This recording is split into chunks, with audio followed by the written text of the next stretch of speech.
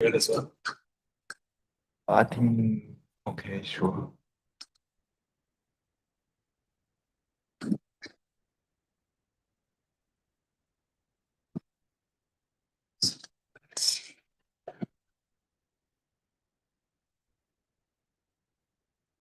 Yeah, I think it's not. It's too screen share.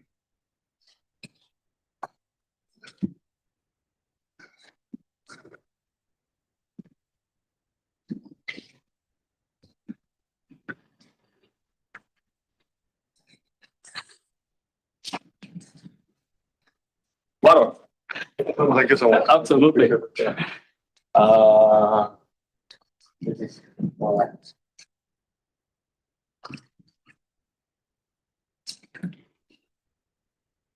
so I will follow up with an email. Like, we can, Of course. I just got done with several deadlines, so I'm free next week. several deadlines.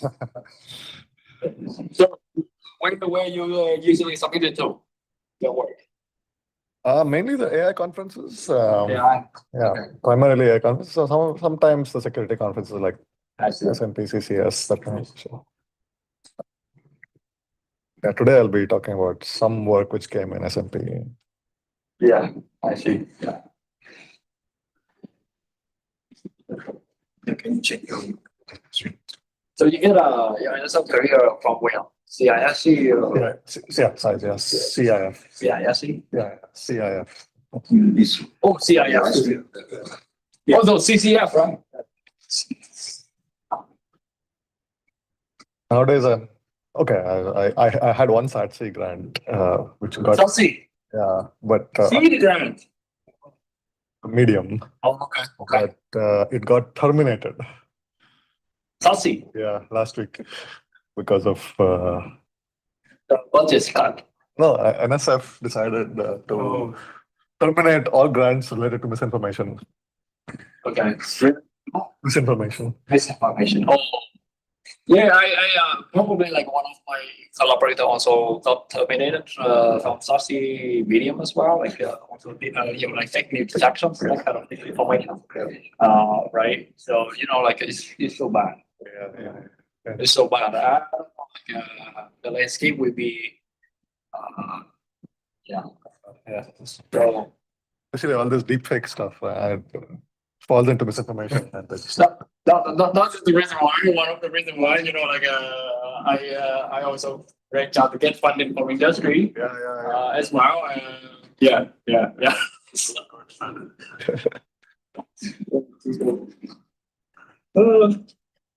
Yeah, we got live streaming on YouTube. That's cool. Yeah, thank you. Hi. Copy, feel free. Okay.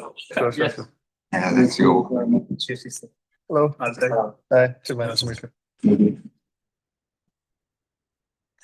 Nice. My PhD is on the auto. So how's in-person versus remote situation with students and postdocs? Does everybody come in here? Or? Everyone come here. My team, everyone come here. Or is it still sort of 50-50, I would say? People are very comfortable staying at home. I see. I go every day because I'm forced to, because we have small kids. But students.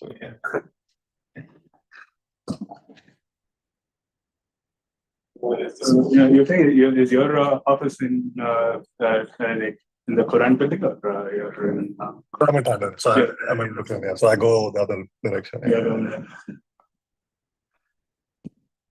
But we are reorganizing into, as I mentioned, School of Computing. So in a couple of years, I think everybody will be consolidated in the Manhattan campus.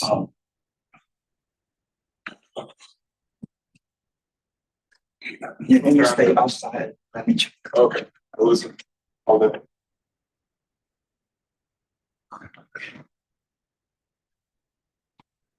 Can you hear me? Can you hear? I can hear you, but not from here. Oh, really? Not bouncing, right? The voice is not bouncing. There you go. Yeah, that's. How about here? Yeah, it should get delayed. Oh, okay. Then okay, it's wrong. If not simultaneous, but it's wrong. But yeah, it should get delayed.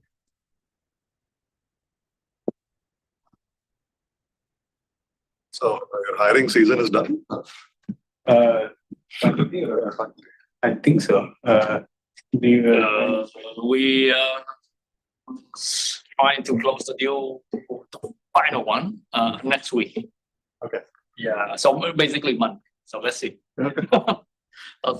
We hired already, but we have the last position to fill. How many positions were that? I'm sorry. How many positions were? We have 2 this year.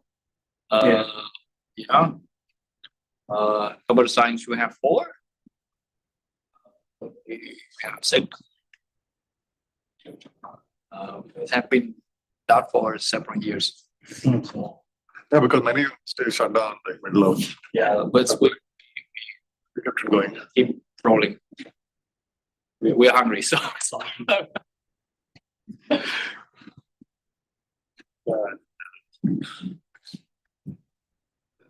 Yeah, you also is alive. How about NYU? Decent, yeah, decent. Ethan? Yeah, like I think we had like 5, 6 slots in computer science. Okay. Do we have to bring?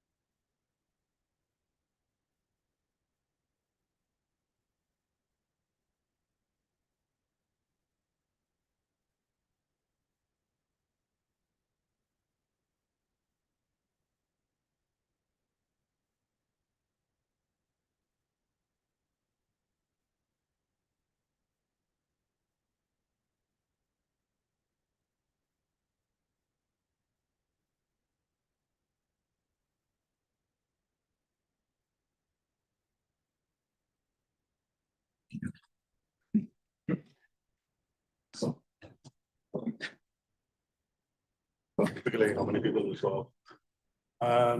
So some it varies, depends on the time of the year. Yeah. This is I think final season show. So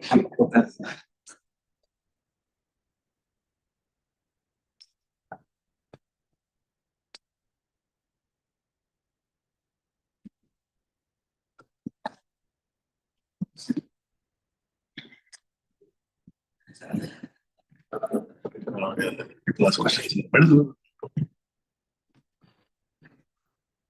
how are you Yeah, I think we can do. So I've given this talk before, so yeah, Yeah. Yeah.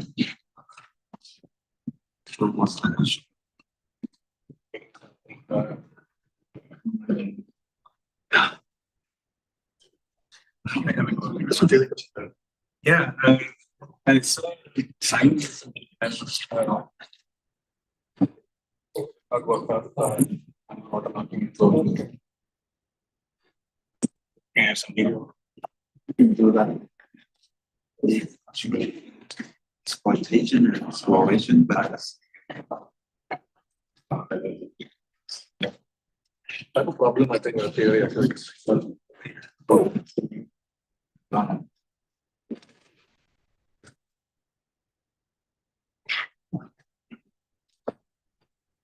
already tried and retried knowledge. Struggling. Struggling. Possibility of the function is mission. It's a Q&A.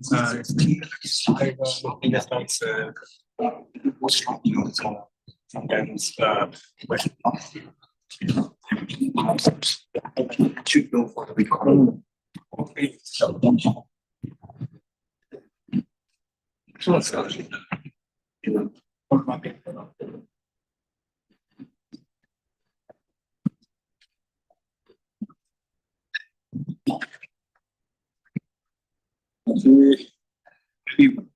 Can we wait for can wait for a couple of minutes. 4 more minutes? Yeah. I think like everyone coming. I think I should go upstairs every day.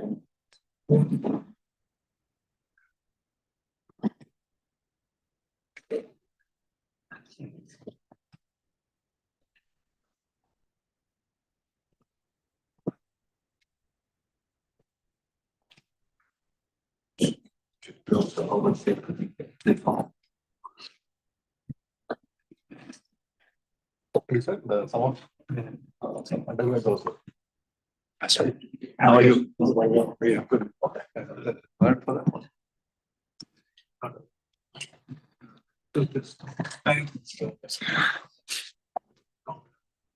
No.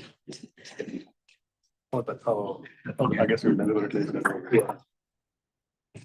Jim, our department chair have to go to Princeton, so Oh, okay. he's on the way there. He cannot join, I believe. Now,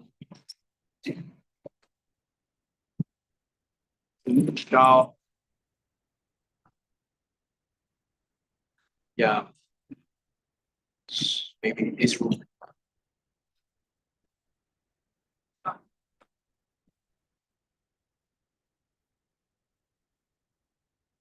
Three more minutes.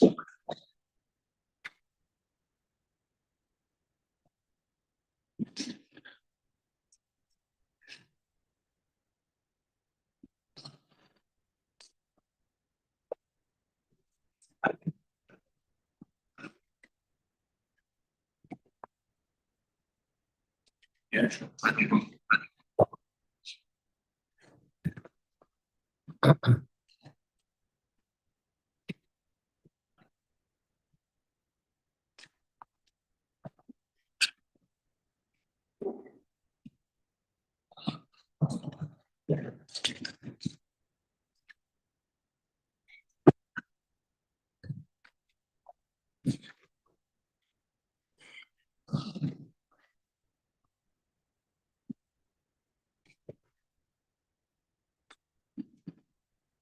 So that's it.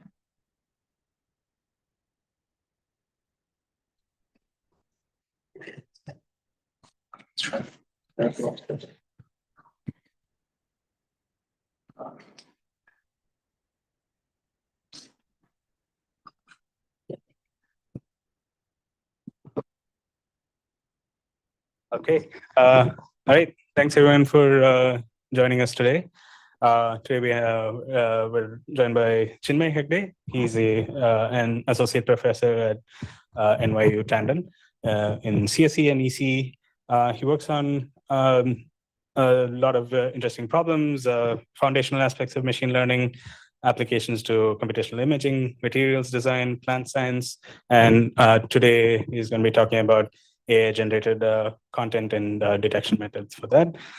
He's won a lot of awards, NSF Career, CRIA, teaching awards, and best papers at ICML, SPARS, MMLS. So we're really looking forward to hearing more about watermarking. So go ahead. Can you hear me? Everybody can hear me? Thanks, Akshay, for the kind introduction and the invitation to come here. The first time I'm visiting NJIT, even though I'm across the river. So happy to be here. Just want to also mention that most of the work I'll talk about today is joined with many excellent people, in particular, Neil Cohen, who's my postdoc, and Govind Mitchell, my PhD student. Primarily, I'll be talking about their work. But I want to set up the stage by talking about something that I hope everybody knows already. I don't have to introduce anybody to generative AI. We are in age of marvels, where magical machines answer any question that we ask it, or even compose songs in the style of whoever our favorite artist, or even bring our thoughts to life. Right, so an incredible time, and the best part about all this, it's all completely free. There's like so many models out there that you can play with. And right now, if you wanted, you can generate images of your favorite comic book hero or other heroes. Art. In fact, Hugging Face, which is the ecosystem for open source models. If you go and look at any, on any random day, if you go look at what the popular models are, it's primarily a lot of sort of text to image models, right? Where this seems to be really part of the public imagination as of late, where you prompt a model and out pops an image. So this is all great, and we're in an excellent age. It's a joy to live in, but of course there are perils. Many perils, in fact, such as, for example, copyright. So most of these models have been trained on the public internet, and with no regard to IP protections or copyright. And of course, very soon after these models came out, they started being sued by the owners of the IP. So Getty Images, one of the popular image hosting websites, sued Stable Diffusion because what the model reproduced was exactly the same as one of their photographs. But also artwork, right? So people spend decades honing their craft, and then now comes a model which can exactly mimic how they produce art. So this, of course, also is a major issue for artists. And also just demographic biases. Many of these models have skewed data sets, and if you ask them to generate, for example, a scientist, they are always of a particular ethnicity, not others. Of course, you can ask why, but we don't have answers to them yet. But definitely there are several issues. That's one set of issues, right? So IP protection, data set bias, and so on. Perhaps a more insidious type of challenge is that of deepfakes. Right. So now we have the ability to mimic the appearance of anybody in the world almost. And you can imagine how these things can go wrong. So on the bottom left, there was a famous incident of, I think about a year ago, of Mark Zuckerberg being interviewed by somebody, and they were talking about how terrible it is for a social media company to take all our data and this and that. And obviously, it was deepfake because the real Mark would never say this. So, but it was so high quality that that was indistinguishable from the real one. So, how do we design our models How do you even envision using these models in the world where such powerful tools exist? In a world where AI generated content is indistinguishable from real world content, right? And how in a world where we want to protect both the users of these tools, but also the makers of these tools from various legal issues and so on. So that's what I'm going to spend the remaining half an hour or so on. Talk about methods to detect AI generated content. Like how do we distinguish truth from fiction, from real from fake? And there are different ways of doing this. There's a whole field in itself. I'll talk about 3 recent papers that we've written in this area. The first 2 papers are on the topic of watermarking, which I'll introduce in a moment. But the last one is on a slightly different active approach for detecting content generated by AI models. Okay, so that's the roadmap, but yeah. One questions. Of course. So like you use our camera, right? Take photo, and that photo will be tuned by some neural network, also like do lightning. Okay. Sure. That you treat it as a real or fake? Great question. Hold that thought for maybe 10 more seconds and we'll have a slide on that. It's a terrific question, yeah. That we'll clarify. Okay, good. Let me start talking about the first paper and then we'll come to exactly that point. And I'll talk about watermarking diffusion model outputs. Maybe a quick show of hands. How many people know anything about watermarking? And how many people know anything about diffusion models? Sort of, okay. All right, so good. I know it's Friday, but I'll give a mini lecture on both of these things, right? And for the next 2 minutes. Hopefully that's enough to understand what we did. So I'll talk about watermarking first. We all know what watermarks are, right? Like, you've seen something like this, I assume. You have an image and there's like a block of text in the middle of the image saying, something in this image is being watermarked. So that's one example. That's the most common example of watermarking. Coming up to highest point, right? Like, here's a picture. I don't know if you can, and I'm not zoomed in very much, but you can perhaps see this. This is a picture of my kids. It's a collage that you can make in Google Photos if you use Android. And this is made by AI. The AI has made this collage. And you can see on the top right, there's these stars. You've probably seen these stars all over the place. So that is also an example of a watermark, where it's been processed. This particular image is AI generated. And to assure users that this is AI generated, Google places a star on the top right. That's another example of a watermark. Actually, the name watermark is interesting. It comes from the medieval ages where people were trying to make paper in Italy, and they left an indistinguishable mark, right? A light mark which made the paper thicker. And if you hold it up to the light, you can see the motif. Right? Again, to assure that this particular media or this particular object had a provenance, right? So that's why watermarks are embedded in certain objects. So, so in the context of images, right, image watermarking, roughly this is the workflow that pretty much all methods, all classical methods pursue. So you have an image. And what we want to do is to watermark this image.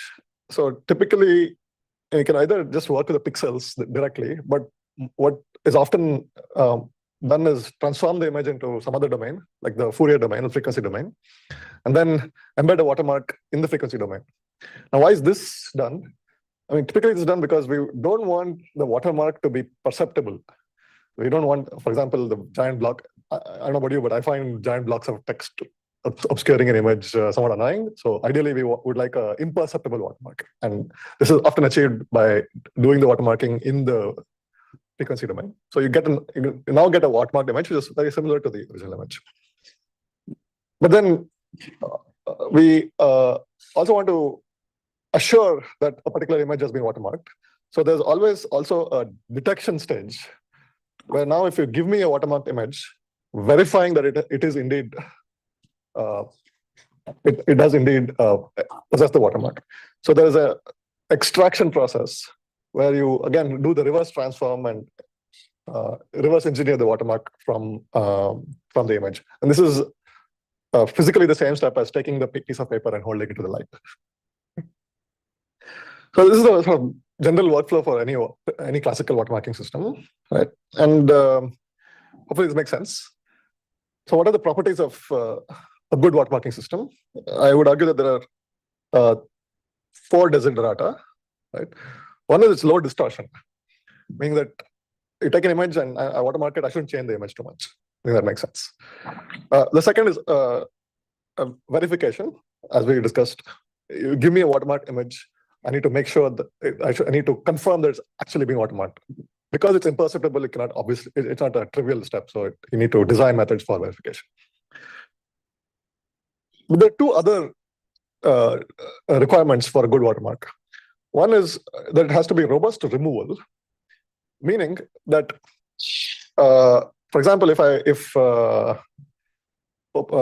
Stable Diffusion, OpenAI generated an image of Mark Zuckerberg and watermarked it, right? Maybe a malicious adversary who doesn't like OpenAI and shorted the stock shouldn't be able to remove the watermark and then claim that they have deepfaked Mark Zuckerberg, because that will cause lots of issues, right? So it should be robust to removal. It should not be easy to remove. And the reverse is also true. It should be robust to forgery, meaning that if a real image of Mark Zuckerberg existed, it should not be trivial to imprint a watermark on top of it and then claim that, oh, it is actually AI generated and it's fake and so on. So, I mean, you can think of these as false positives and false negatives. We want to design watermarks which minimize both types of errors. Does it make sense to folks? So we'll keep the last 2 in mind as we talk about our methods, but hopefully this picture should be clear. So these are the 4 criteria that we want to do. End of mini lecture on watermarking. Okay, so now I'll talk about diffusion models. Again, I talked about generative models where everybody knows about this. You have a long text prompt and you enter the text prompt with as much detail as you want, and then out pops an image. So how does this transformation happen? Like, what are the steps in which these? What are the operations required to achieve this kind of transformation? How does the model function? So for that, we need to unpack the architecture of these kinds of generative models. There are many ways of doing this, but I'll focus on diffusion models for today. It seems like if you go back, it seems like a hard task, right? Like getting this kind of extremely high quality image corresponding to your feature seems like almost like a magical, impossible task. At least to me, it did when I first saw these things, right? What is actually very easy is the reverse. This I argue is easy. Assuming that anybody has done any kind of signal processing or any kind of data processing, the process of taking an image and converting to noise is easy, right? Like I just add noise. I sample IID Gaussian noise and add it to my image, and that makes it noisy. And then I sample IID Gaussian noise, add it to this noisy image, it makes it even noisier. So the forward process of taking image and getting noise is trivial, right? I would say it's trivial. Think of like equations. This is the equation. It's just the mathematical way of saying what I just said. Okay, so this is easy to do. If you remember your physics, it's the diffusion equation. Right? You're diffusing, starting with structure and then diffusing the structure everywhere, and Brownian motion is one way to achieve this. Anyway, this forward diffusion process is easy to achieve. Over the years, we have also developed good methods for denoising, meaning, let's say that I start with a noisy image on the left, and I remove a little bit of noise. Okay. Now you can also believe that this is not too hard. I mean, you can think of your favorite sharpening filter from image processing or other denoisers. There's a whole 50-year-old history of building good denoisers. And I'm not asking for too much. I'm asking for just removing a little bit of noise from a slightly noisy image. So you would also argue, you would agree with me that this is also easy, right? And so in terms of math, it's like if you take the n+1th image in this diffusion process, n+1th step in the diffusion process, I need to hop one to the left. I need to go in reverse, but only one step. Okay. So I need to build an estimator. This estimator depends on the level of the noise of the nth image in the diffusion process, given the n+1th image. Okay, so if you buy the premise that this is also easy, then what is a diffusion model, a generative model which generates these magical images that we just talked about? It's just this denoiser repeated multiple times. So if I gave you if you gave me an oracle which does one-step denoising, I'll give you back a generative model which generates images. And all it does is start with random noise, completely random noise, and apply this oracle multiple times. That's it. Right? So again, diffusion models, mini lecture on diffusion models done. Right? Like, so these are the two things we need to understand. Hopefully this makes sense if you have not seen this before.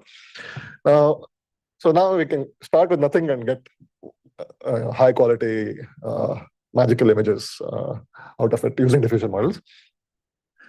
In this mini lecture, I didn't talk about text prompts, like where does your prompt come in?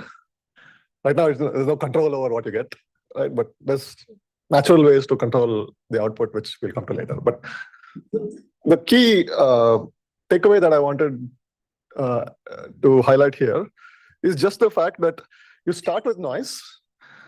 An input to this model is noise, is IID Gaussian noise, and then you output an image. And it's an AI generated image. It's a synthetic image. Now my question is, the problem I want to solve is, how do I watermark this kind of image? Like I want to assure any user that this is indeed AI generated and not real. How do I watermark this image? We can apply classical techniques, like the workflow that I just showed. But here's a different idea. This is a sort of idea which is unique to diffusion models, which is that I will watermark not the image, but the noise. Okay.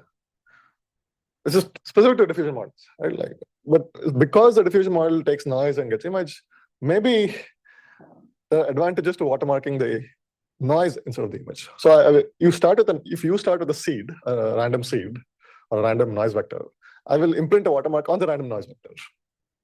Right? And that will be the assurance that it is AI generated. Okay, so we can think of like putting in a secret key in the noise vector, and that secret key can be used to decode, can be used to assure authenticity later on. So this is the key idea. And in fact, we didn't invent this idea. It is it's been around for at least a couple of years, ever since diffusion models became popular. Perhaps a seminal paper in this line of work is by Tom Goldstein's group at Maryland. It was a NeurIPS a couple of years ago, and they did exactly what I just said, which is that they start with noise, and for specific reasons, they don't watermark the noise directly.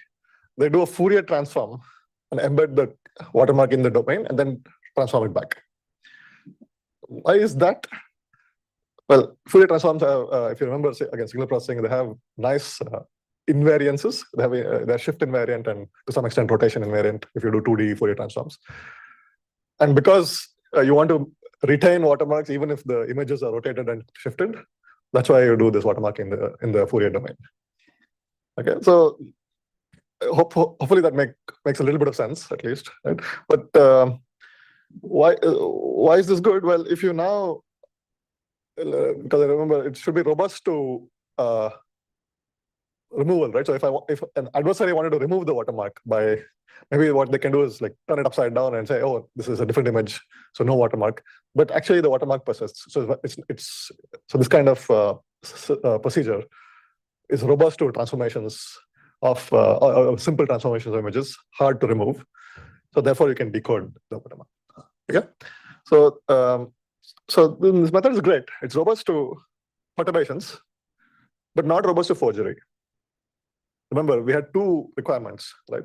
Not just that a watermark is hard to remove from a watermark image, but also a watermark is hard to imprint on a real image. And it turns out that this method is not robust to forgery. Okay. So a long-winded way of coming to our contribution in this domain, which is called wind. And again, we use this idea of watermarking this the noise vector of the diffusion, the noise input of the diffusion model, and in fact, we use the noise itself as a signature, because usually these, if you think of watermarks as secret keys that you embed, well, you can generate a pseudo-random secret key as you would in public key cryptography. And in fact, the noise itself can be viewed as pseudo-random, right? So you can use the noise itself as a signature. So that's a high-level idea. So in detail, we have a particular way to generate the noise, and this is for again cryptographic guarantee reasons. We have a two-stage procedure to sample the noise. It's not a single call to a pseudo-random number generator, but two calls.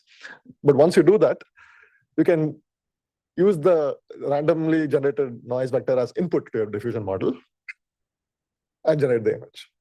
Okay. So this is basically the idea. So we do not need to imprint any special key on top of the noise vector as the previous method did. We use the noise vector itself as the key. So this turns out to be both robust to removal as well as robust to forgery. And you can empirically verify this as we did in our paper. Right?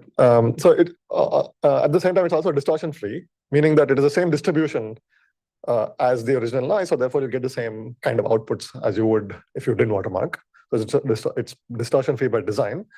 It's also verifiable because there are good ways of inverting diffusion models. So starting with the image, you can reverse engineer the noise that you started with. And once you reverse engineer the noise, you can check the estimated noise vector with maybe a database of keys that you already had. Questions? Had multiple questions. Of course, yeah. I asked right.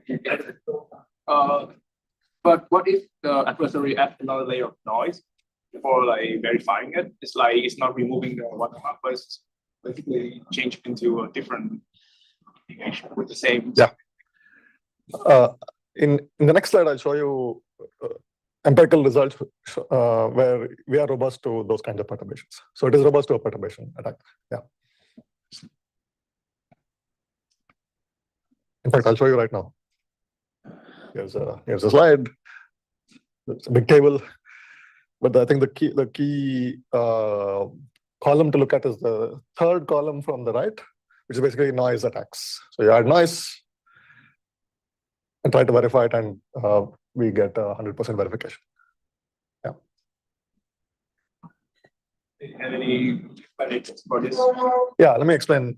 So again, I mentioned two desiderata, and I claim that our method is robust to both removal and forgery. So what is removal? Well, so I didn't talk about this too much, but there are common ways of removing watermarks. A common attack is take the image and perturb it, and now you cannot detect the watermark anymore. Right? Like simple perturbation. For example, if I say this is an image and I turn it upside down, now I can't read that thing anymore. So that in essence, it's been removed.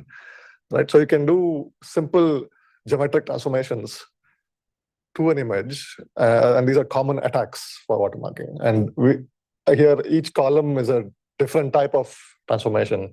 For example, the rotate transformation, you can do something like JPEG compression. You compress the image and then decompress it, and that removes the watermark or makes the watermark obscure. You can do blurring, you can do brightness differences, and so on. And so those are the different columns. Different rows are different watermarking schemes.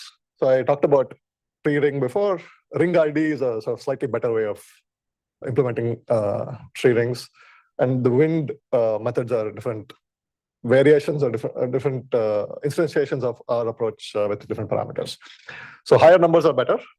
It's a sort of area under the curve for detecting the watermark under these attacks. And as you can see, our numbers are the highest, at least for these kinds of attacks. Yeah, questions. Yeah. What if the attacker gonna be, like apply the same approach for the output of your image, right? They use another, like the diffusions one. They place another watermark or whatever, like there. It's just keep repeating. For iterations, the number of iterations, whether your watermark will be destroyed by looping another watermark on top, like multiple times. Have you tried that? Let me see if I understood the question. So I'm specifically talking about diffusion models. Can you go back to the other, like, no, not this, this one, right? Yeah. If you generate that image, you can actually say that is watermark, and you put it on the internet or something. Uh-huh. I download it, Yeah.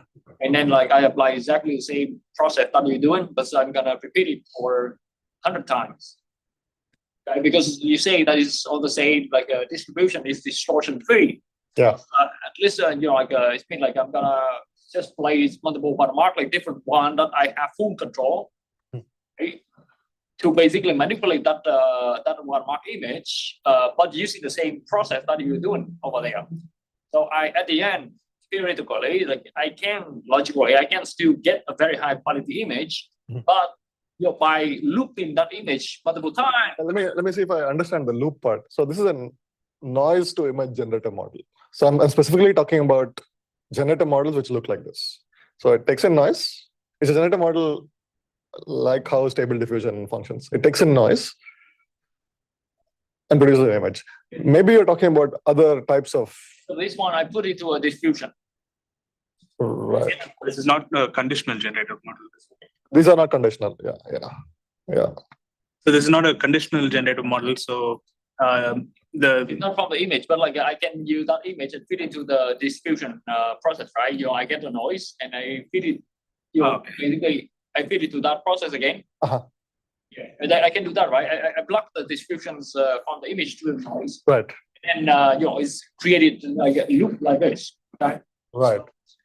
I think I understand. Yeah, you basically apply forward reverse diffusion starting somewhere in the middle of the image. Yeah, and I looked at that, and I just doing the same key or maybe different key, right? Yeah. So logically, it's still in the same distributions, then it's the short and free. So if I do it well, I still get the very high quality image, but probably like gonna destroy the watermark that you have at the beginning. So that part, okay. Maybe we can have a chat offline about this. I'm not 100% sure that destroys the watermark because, again, the watermark is the seed which started this process. So even if I understood correctly, the attack that you're proposing right now is a continuation attack in the sense that you apply the diffusion process for many more steps. Yeah. Essentially, the thing that we're saying. Yeah, something like that. Yeah. So then the verification the defense to your attack will be the same, but in reverse. I will verify it for many more steps. So there's in addition to that one, we can train the kind of like a segregate model. Yeah. So in order to distinguish, okay, this watermark or this not watermark. So I loop the process until I get the image that is not watermark, for example. Right. So if you have the API Okay. So I can train a segregate model to distinguish them, and then I loop that process until I get a high quality image, but like it's not one. Yeah. Okay. So I will. No. Let me say that could perfectly be the case that attack breaks our watermark. It is possible, right? In fact, I'll talk about something along those lines in a moment. Yeah. The question would be if I run the same diffusion process and then add another watermark to that. If I run a verifier, would I retrieve both, or would the original watermark be disturbed a bit? Again, to understand a little bit, so you are adding some kind of key in the middle of the diffusion process. Yeah. If you added a different I have no idea. Yeah. It would be auto distribution. Actually, I'm not even sure if diffusion models would work in that situation. Depends on how you construct the watermark, I think. Okay. But not something I've thought of. Okay. Assuming that we limit our removals to these kinds of simple transformations, we find that our method is robust. But it's also robust to forgery. So again, how do you forge a watermark? Right? Like how, if I take a real image and I want to pretend that it's AI generated, how do you forge that watermark? The way that typical forgery attacks happen is that you take large numbers of these images. Remember that they're imperceptible, so it's not easy to discern the watermark. But what you can do is sample a large number of images, right, from watermark, a large number of watermarked images, and then do some kind of averaging. Essentially, that's how they work. So if you average out all the features in these images, what you are left with is the watermark. So that's how you reconstruct the watermark. Similarly, you can reconstruct the noise patterns for these models like tree rings, and then recover the secret key. Right? But as I had mentioned earlier, our method explicitly defines against this by doing a two-stage hashing procedure. We don't have a set number of secret keys which we store aside. We generate these secret keys on demand in two stages. So that's why it's a two-stage watermarking process. And but we have a impossibility theorem that under reasonable assumptions of the hash function we use to generate the noise vectors, it's impossible for an adversary to recover this salt. So this again is verified in our experiments. If we attack the tree ring model, most attacks work. It's even a few images, attacks need working, but for our method, you need exponentially many images to forge. Okay, so much about the first approach. I'll maybe speed up a little bit. So I'll talk very briefly about our second approach, and it's still under review. Is a method called SEAL, and the key challenge that we try to address in the second work is, so there's a tension between any watermarking scheme, right? It is like, again, low distortion, but also being able to verify, but also being robust to forgery, right? We have to, so we don't want to distort, meaning that our images should be realistic, meaning that inputs have to be Gaussian. That's how these diffusion models are trained. But then we have to verify. So if we do these kinds of reverse engineering of the noise, it can't be arbitrary, it has to be finite. So the number of keys has to be finite or small, otherwise you cannot verify. But also, at the same time, the keys have to be large enough to fool the attacker. So there's a weird tension that we face when building these kinds of watermarking schemes. And Wind addresses these to some extent. Like it hits the right trade-off of these three criteria. But there's a new vulnerability that we discovered by building Wind. My student Teal calls it the cat attack. Here's a image of a nice beach, and it's been watermarked using our method, right? But if I locally tamper this image, say for example, I add a cat image in the bottom right, local tampering of this image is enough to fool Wind. Right? So this is like in fact, the nice table that I showed you earlier is actually, they're all global transformations, like global blur, global noise, global shifts, and so on. But somehow this particular type of attack has not been well studied in the literature, where local tampering actually makes a difference. So how do I prevent these kinds of attacks? We introduce something called SEAL, and here's where text prompting comes in. So remember, again, I sort of hid under the rug the fact that these models not only have a noise input, but also your text prompt. So in some sense, your output has to semantically match what you're trying to generate. So there is a text prompt which produces the image. So the key idea that we use here is to leverage the text prompt. Right? So we make sure that the noise that the pseudo-random number generator that we used to generate the random noise matches the text prompt. Right? So somehow there's some similarity there.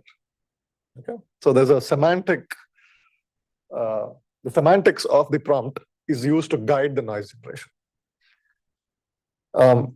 That's one idea that we use here. That's used in the verification process, as we'll discuss later on. And to prevent these kinds of local attacks from succeeding, we also generate multiple secret keys and not just one. So you can think of images as a bunch of patches. We watermark each patch using a secret key. So therefore, we have local control on what's being watermarked. Yes, question. To generate random noise to Yeah, I'll explain that very briefly. But yeah, I'll explain it in a moment. But yeah, so here's again, I'll show the picture and then maybe walk people through it. So imagine prompt. I want to get an image of a beach at sunset. So that prompt has some semantics. So we can encode the prompt using an embedding model, something like BERT or pick your favorite language model, right? So we get an embedding of the prompt. And now I generate a random key which is close to this embedding. Maybe that answers the question, right? So I generate a bunch of random keys and using something called SimHash, which is a reasonably well-known hashing algorithm, I generate random keys similar to that embedding. Okay, I generate many random keys, as many as patches in the image, and I use those keys to serve as the noise vectors for each patch. Okay, so now then I get a noise pseudo-random noise pattern, which is semantically close to my original prompt. So that's what I mean here, right? Pass it through the diffusion model, get an image. And it turns out that this is robust to cat attacks, right? It's robust for multiple reasons, but one key reason is that every patch has been watermarked, not just the global patch, right? So you can check whether at patch-wise level, the reverse engineered keys that you estimate are close to the prompt that you provided. And that serves as a sort of natural semantic check. I'll not speak too much more about this except to encourage people to read the paper. Just also. It is work the pop-up to watermark the image and release that one else. It have nothing to do with the prompt. So the purpose is to watermark the image and release it. Release it and make it. Pardon me? You keep your prompt. Keep the prompt secret, yeah, exactly. Keep your prompt secret. Keep the prompt secret. But you cannot verify that. Keep the prompt secret, yeah. So in fact, when I don't know if people can, I'll use my hands to prompt it. So when we do the verification, we optimize the prompt using a captioning model. Oh. So the prompt is secret. So your prompt, which you use to generate the image, is secret. I don't need to know it.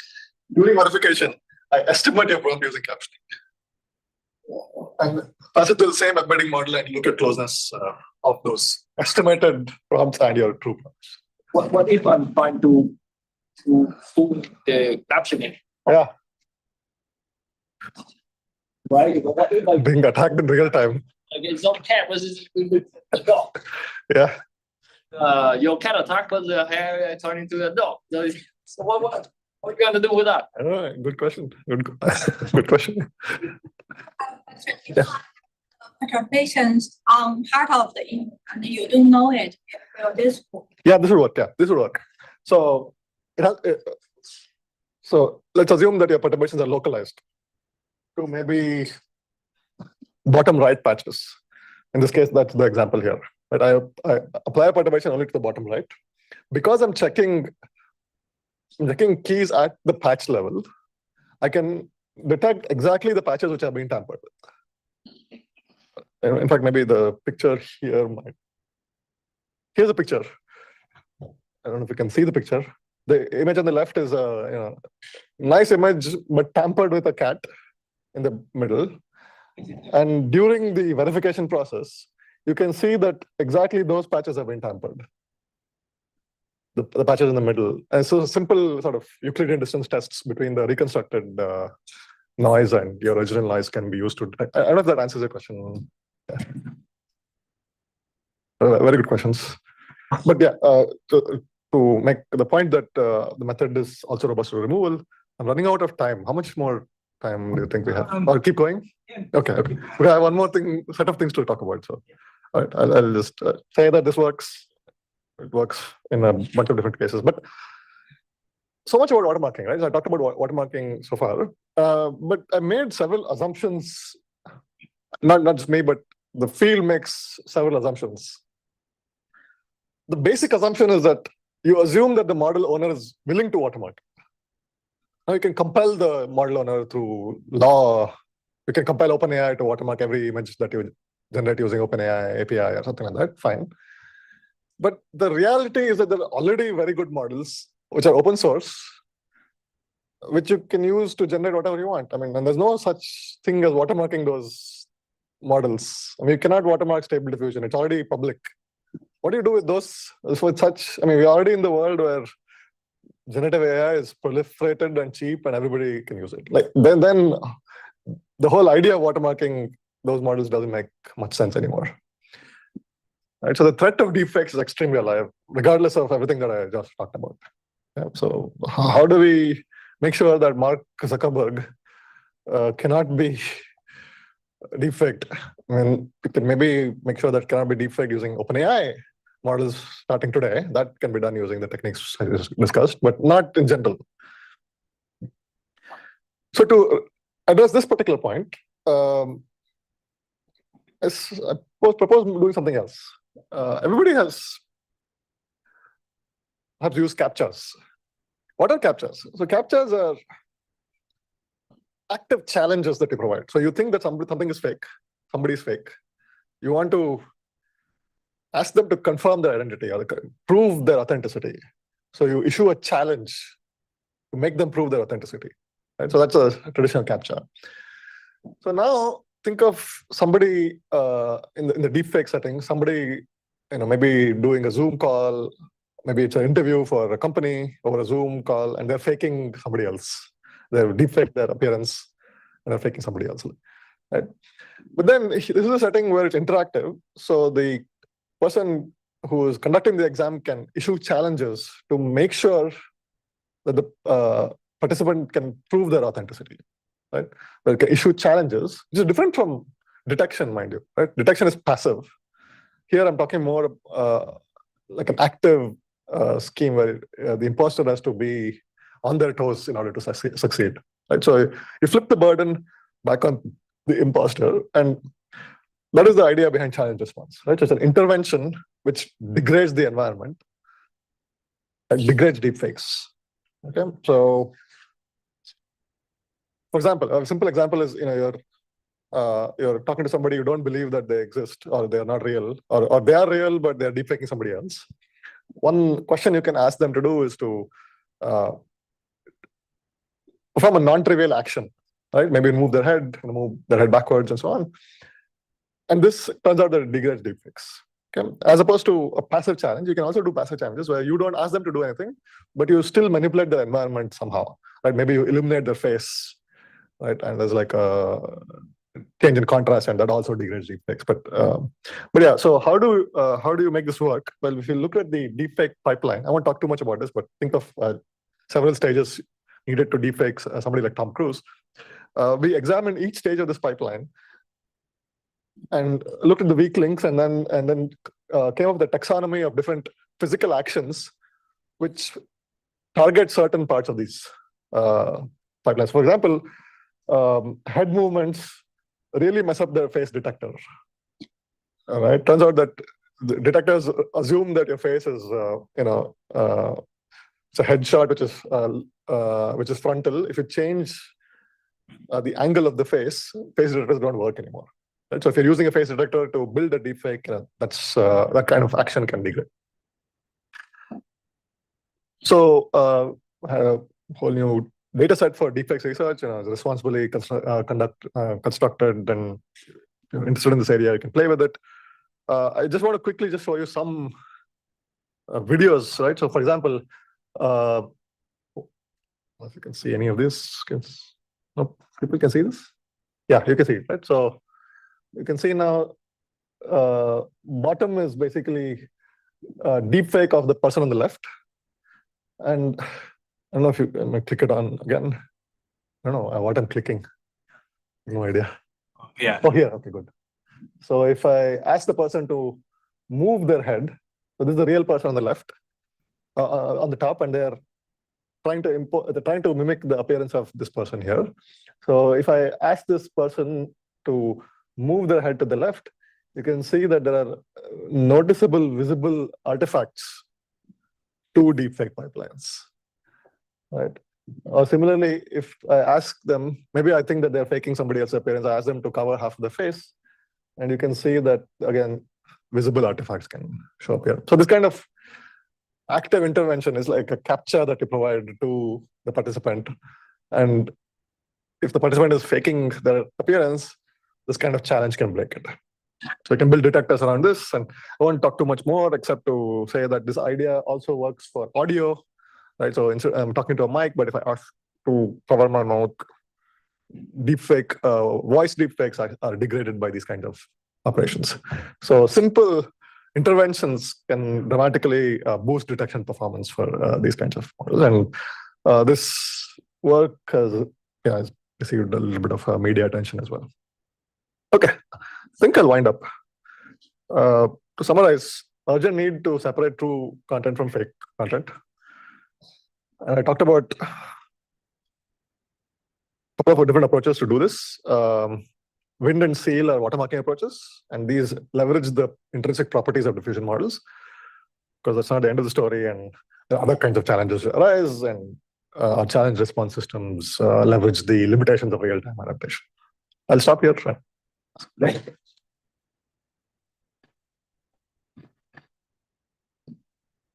Okay. Thanks so much for the talk. Any questions from the audience? If not right now, then. May I ask a small question? Oh, yeah. Over Zoom, yes. Yeah. Hi, Professor. Thanks for that talk. This question is about the first watermarking approach that you described. Essentially, like you add a two-step noise. First you generate G and then generate I. Can you give some intuition about this intentional? And there was also an M term, like a modulus M term. What is that? Sure. Thank you. I sort of hand waved my way through a few details. I'm going to pull that up. Okay, here is, I think, what you're referring to. So this scheme here is our scheme. I think you're asking, why do we have this funny way of generating the noise, right? Yeah. I think that's the intent of the question. Okay, so a couple of reasons for that. So one is, I talked about this tension between verification and forgery, right? So we want to, for this kind of watermarking scheme to succeed, we want two things. So one, we want a sufficiently diverse number of keys, because notice that these are not truly random keys, these are pseudo-random, right? So in order to match a particular output, there are only so many keys that you can generate, otherwise you get something completely different, right? So you want a sufficiently diverse number of keys, but also sufficiently small such that you can verify. Because if you have an exponential number of potential keys, then verification is very hard, right? So how do we resolve this tension between diversity and verification? And that is where this two-step generation procedure helps, right? So we can think of this two-step procedure as basically amplifying the randomness using a smaller number of secret keys. So what we so that's the high-level intent of this sort of two-stage scheme. So in detail, what we do is we first sample uniformly an index ranging from 1 through n, and think of n as some moderate size integer, okay? And then so that will basically, and then do a percent m, which is a modulo operation to get like a cyclic salt, and use that cyclic salt for the pseudo-random number generator. So this kind of two-stage scheme is common in randomness amplification problems. And this enables us to achieve our robustness guarantee for forgery, which is that this two-stage process makes it impossible for the adversary. This hashing scheme that we used makes it impossible for the adversary to recover the salt. Hopefully that gives some sense of why we do this. Yeah. Thanks a lot. Yeah. I guess. Oh, there's another question. All these methods we have tested on the pixel level difference to see what space on. And recently there's a new trend where it's to AI and ask it to generate the exact same image. That would mean in most of the scenarios, these watermarks might be lost because it again generates stars from a and it that's with its own. How can you come? Yeah. So the generative model that you just described is slightly different from the generative model that these watermarking methods are designed for. Yeah, you're right. If there is a noise input for that model, we could apply similar techniques. Like if noise is also an input to these models, and often that is the case because you want, common feature for these kind of generative models is creativity. So some element of stochasticity is injected into these generative processes to make the outputs look not monotone or typical, to get some more creativity into the outputs. So noise is often added at some stage or the other for these kinds of processes. So if noise is added, then one could apply these techniques. Yeah. But that would mean the original watermarking was lost and this was like different watermarking. Right. Yeah. So I guess one question I have with this is if you use the two different does this watermark the output of a particular generative model, or is it so? Can you use the same watermarking technique? If I ran it with my model, would it still pass your verifier? No. So in fact, this verification procedure is white box. Okay. So if maybe I'll bring it up. Either let's see. So notice that there's an inverse diffusion process for estimating the noise vectors. Yeah. And the inverse diffusion process requires you to know the weights of your model. So in that sense, the verification is white box. Okay. Yeah. But so, what about the wind one? Wind is the same thing. Yeah. The same so thing. we Okay. do inverse diffusion to reconstruct the noise and then verify. Okay. So that requires. So this is use case is most salient when you're trying to prove. Let's say that OpenAI is trying to prove that the image is actually OpenAI generated. Then they have access to their model weights and they can do this inverse diffusion. I see. Yeah. And you could think of another way of watermarking where you are like anybody in the public should be able to verify that an image is AI generated. Is there are those? Good question. Is that a different problem entirely? It's a very good question. Yeah. Again, I guess there's a axis of how you can characterize watermarking methods. So there are private methods, private key methods as public key methods. I'm using these terms loosely. Okay. But this is an example of a private key method, right? Where not everybody can verify. Okay. Right. It's not that anybody who has access to the image can verify whether it's been watermarked or not. The simple watermarks that we showed earlier, which is like you have text written in big bold letters, are public key methods. Anybody who looks at the image can verify it's been watermarked. Okay. Right. So this is the latter. Yeah. Maybe there's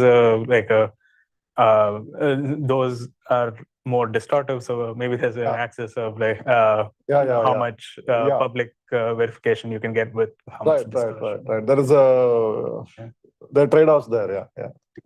So normally, at least for commercial watermarks nowadays, at least, Google has something called SynthID, which that's also not public. Right? I'm sorry, it's all private key. It's all private. Yeah.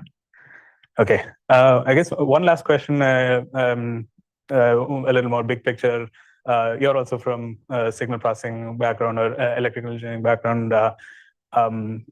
What ideas from signal processing do you think are, first of all, do you use now in machine learning, and also what do you think is going to be relevant in the in this era of generative AI? Yeah, it's an interesting, I guess, high-level question, right? Yeah. Stepping Yeah. one level higher Not beyond watermarking. So, yeah. I mean, look, to be honest, I find the distinction very blurry. Hmm. When we talk about AI, Yeah. right? I mean, typically these are neural networks. Think your architecture, convolution networks, transformers, but convolution is sitting right there, right? Like there's like a basic signal processing construct underlying all of pretty much all of modern machine learning, I would say. Yeah. Transformers, but transformers is nothing but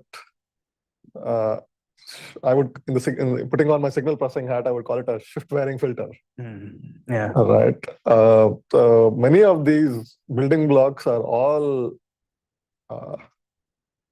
I would say grounded in signal processing. So I don't.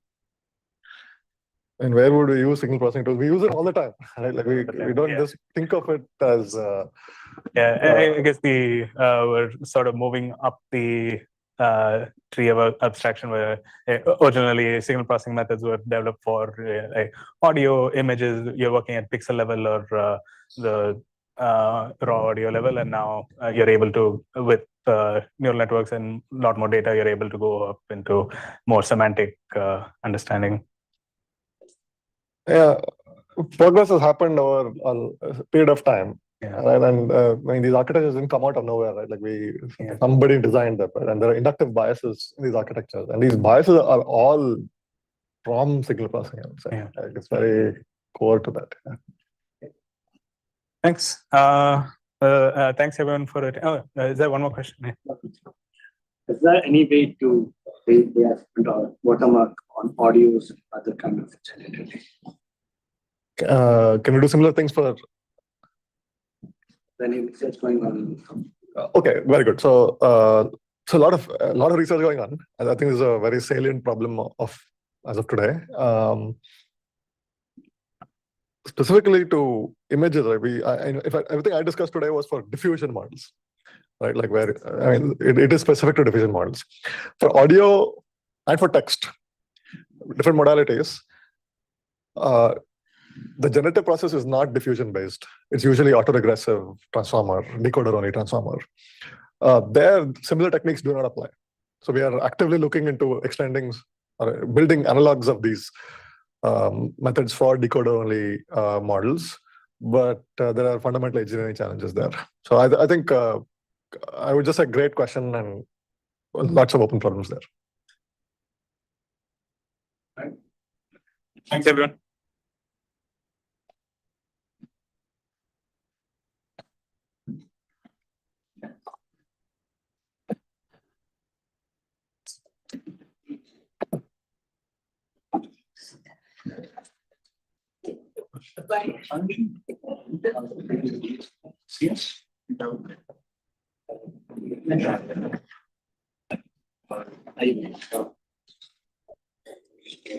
No, I'm not.